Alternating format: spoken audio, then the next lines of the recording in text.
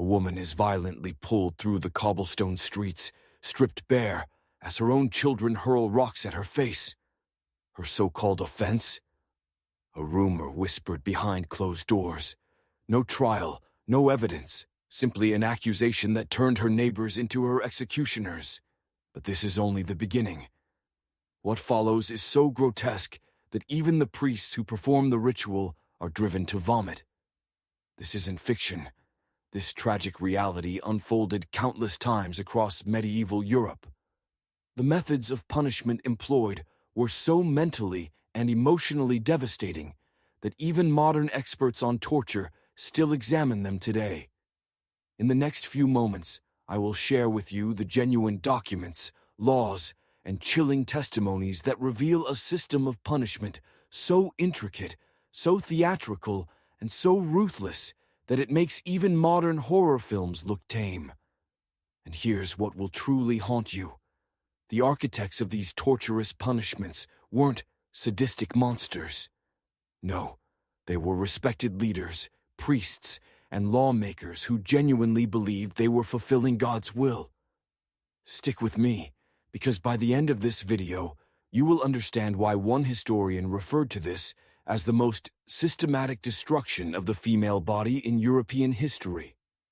A word of caution: some of what you're about to hear crosses boundaries you may have never imagined.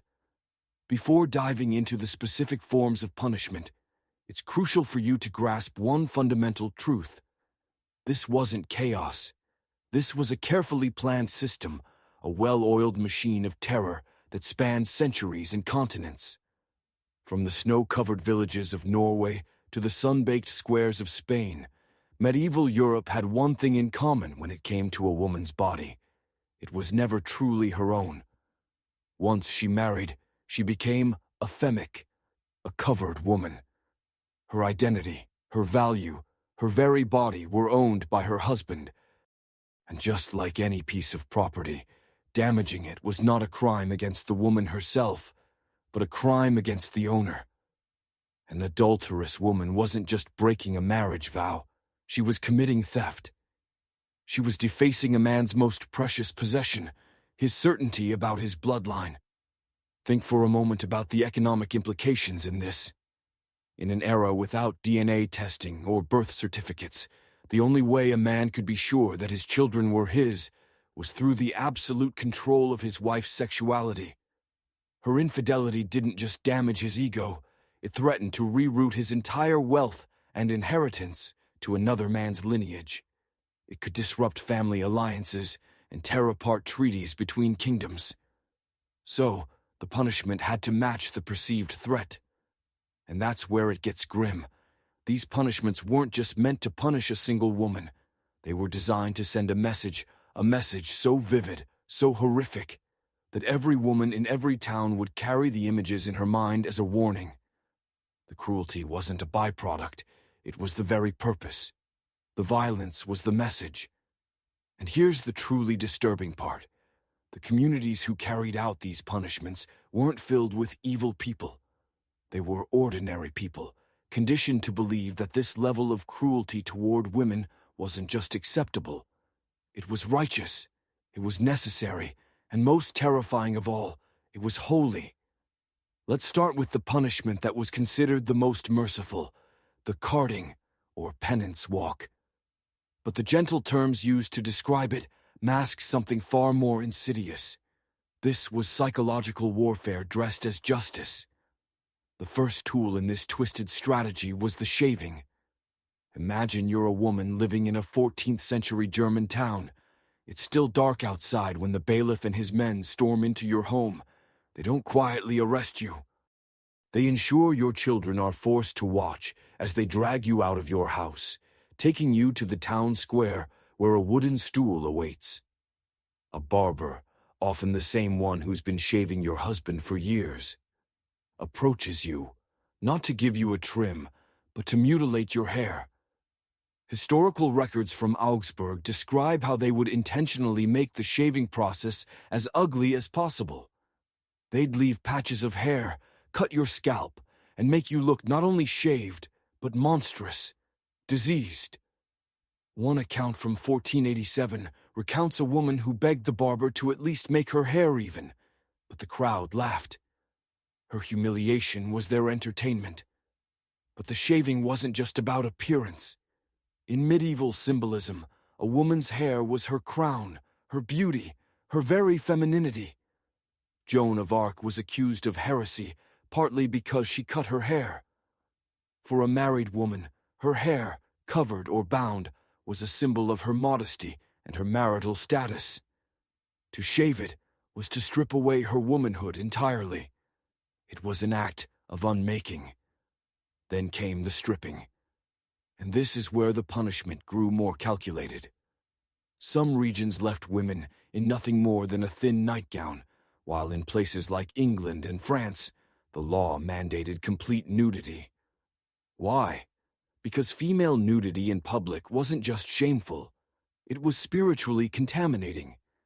It transformed the woman into a walking curse, a living embodiment of impurity.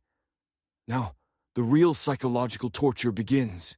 She's not paraded through any streets. No, she's marched past her own home, the church where she was married, the marketplace where she bought food, the homes of people she's known for years. At every stop, the crowd grows larger.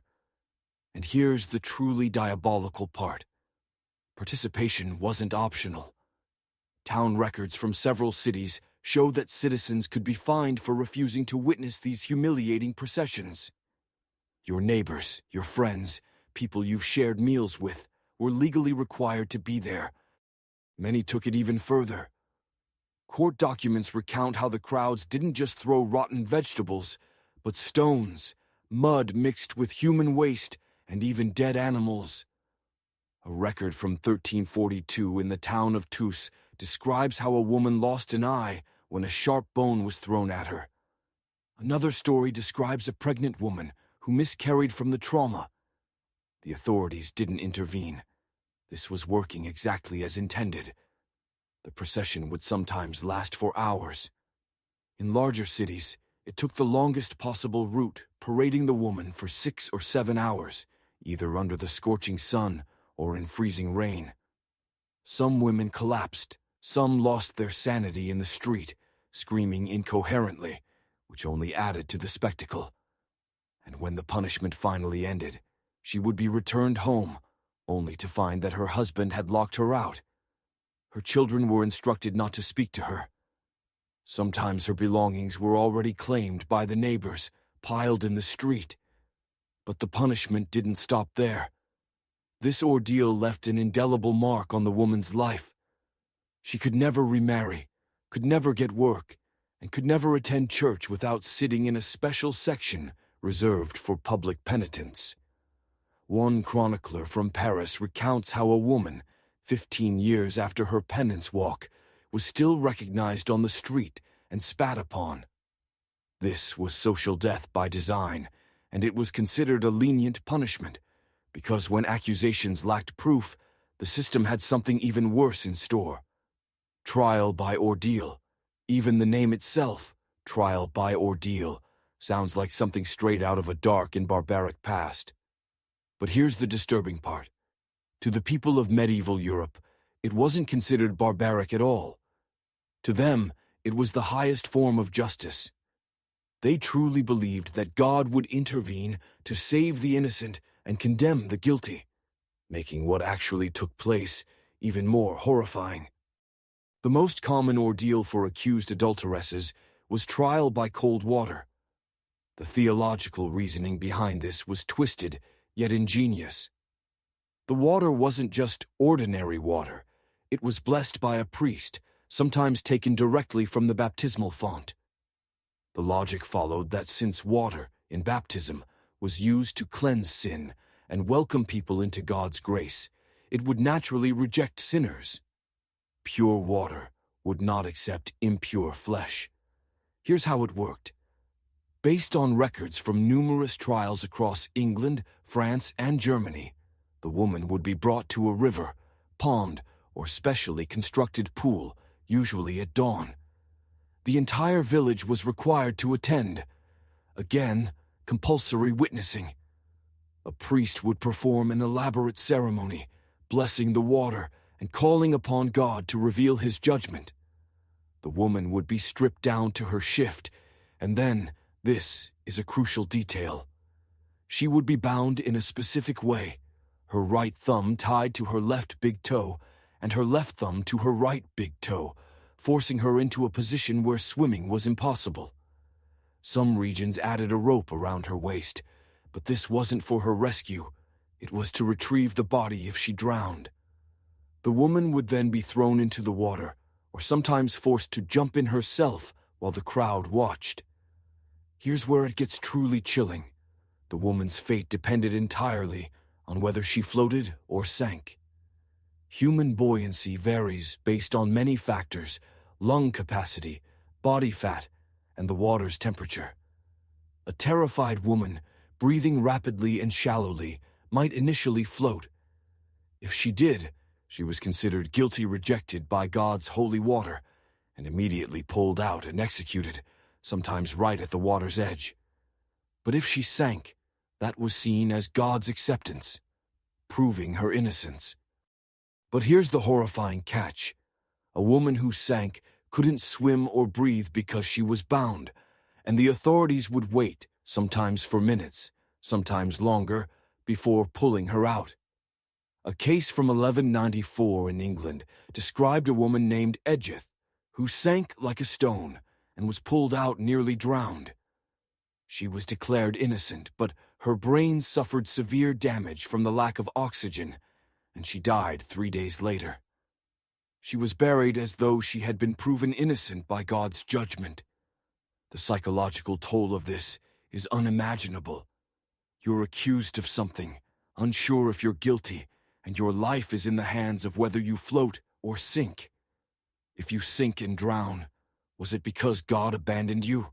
If you float and are executed, does that mean God condemned you? The spiritual crisis for the accused was profound.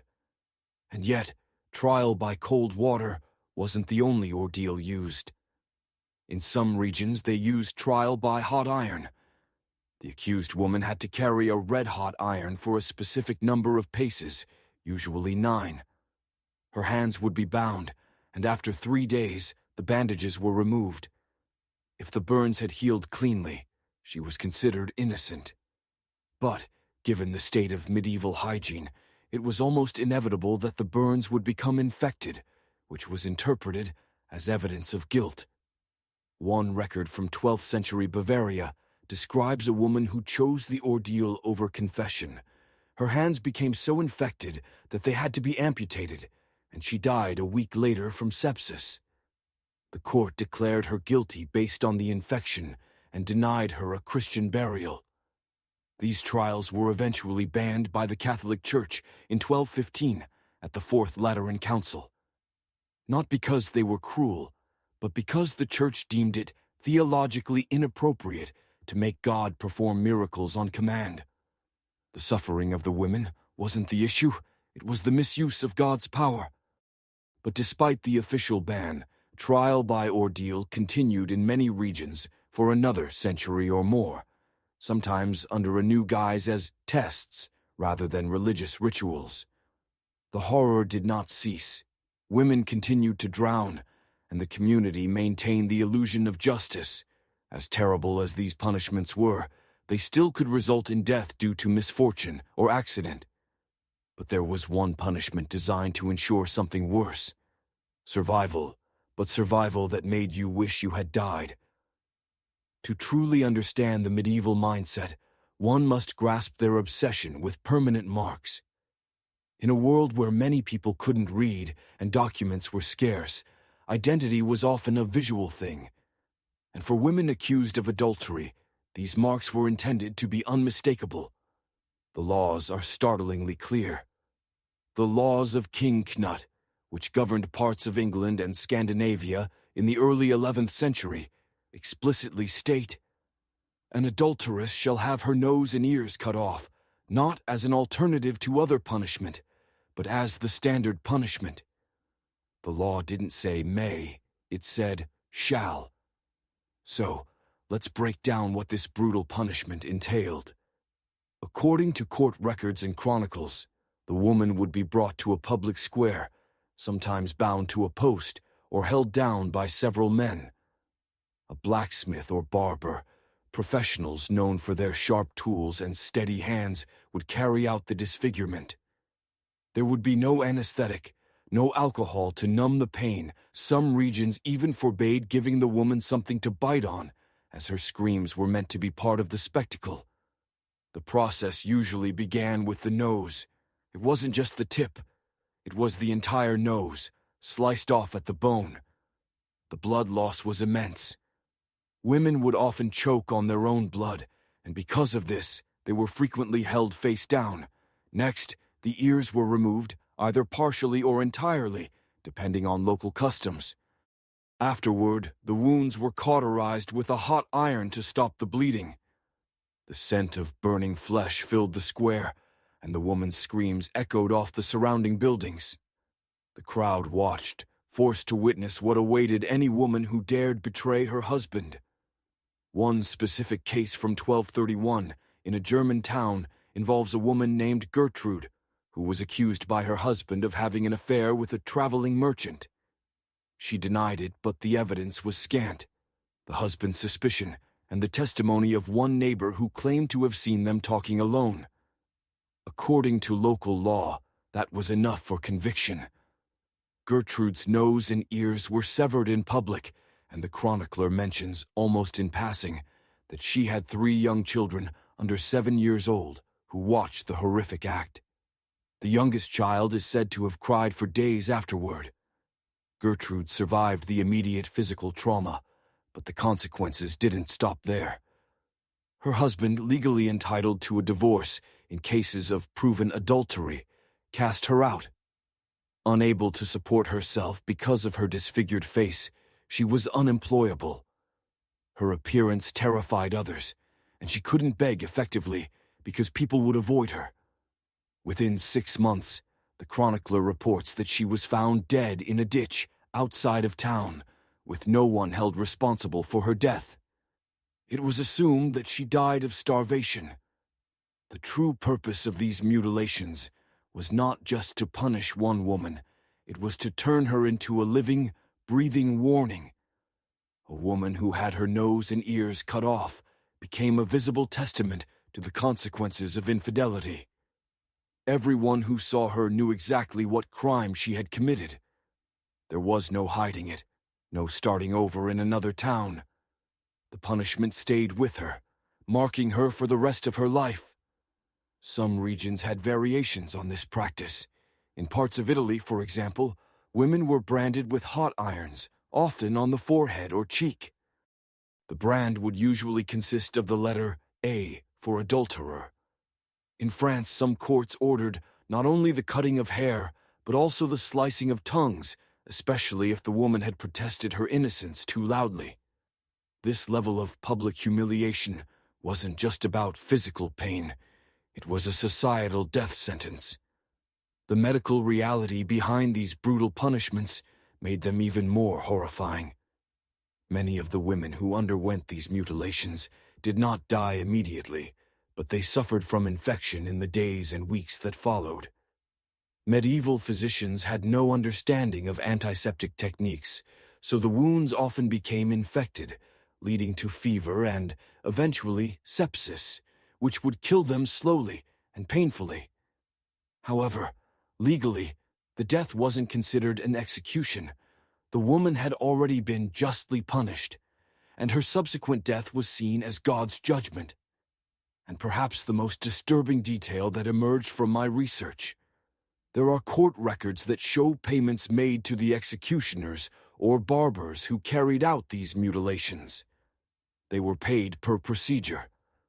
In one town in Flanders, for example, the rate was itemized: 3 shillings for a nose, 2 shillings for each ear.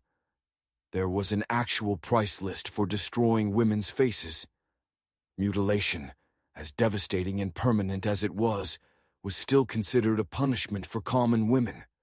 But for noble women, or those with powerful families, the medieval legal system devised something arguably even worse: a punishment that would destroy them slowly, in darkness and silence, over the course of years, or even decades. In 1314, one of the greatest scandals in French royal history, known as the Tour de Saint-Lazare affair, came to light. The women involved, Margaret and Blanche of Burgundy, were married to the future kings of France. They were accused of having an affair, although the evidence remains unclear even in historical records. Their male lovers were brutally executed, flayed, alive, and dismembered in public. But for Margaret and Blanche, death would have been considered a mercy. Instead, they were sentenced to life imprisonment in separate fortress chambers.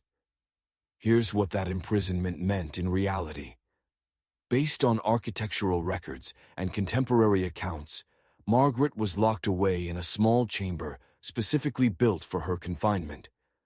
The room was only about 10 feet by 10 feet. The walls were thick stone, with a single narrow window too high to reach and too small for her to pass through. The door was sealed with an iron lock, and food was passed through a small opening at the bottom once a day. She was allowed no visitors, no letters, no news from the outside world. Her only human contact was with the silent guard who brought her food. She wasn't allowed books, because noblewomen of her status typically couldn't read. Even if she could, no books were provided. She had no materials to write with. The only way to mark time was by the rhythm of her food delivery and the changes in light from that tiny window. Margaret died in her cell after 8 years. She was just 30 years old. The Chronicle simply states that she died of natural causes, but modern historians suspect either suicide or death brought on by prolonged isolation, malnutrition, untreated illness, or the toll of psychological torment. Blanche survived longer. She endured 11 years of isolation before being moved to a convent where she lived until her death, still in isolation. By the time she passed away, she had spent more time in captivity than she had in freedom as an adult. While Margaret and Blanche were royal, and therefore had physical comfort during their confinement, the situation for lower-class women accused of adultery was even more horrific. There's a documented practice across several regions known as immurement, being walled up alive. This was rare, but it did occur. The woman would be placed in a small cell, sometimes barely large enough to sit in, and then the entrance would be bricked up, leaving only a small opening through which food and waste could be passed. She would remain in this tomb-like space, sometimes for years, sometimes for decades. In 1357, a woman named Maria in Barcelona was convicted of adultery and sentenced to immurement in a cell built into the city wall. The chronicler who documented her case described the cell as so small that she couldn't lie down fully. She lived in that confined space for 9 years before dying. When they finally opened the cell to remove her body, they found that she had scratched messages into the stone walls with her fingernails, which had been worn down to bloody stumps. The messages were prayers mostly, but some were curses.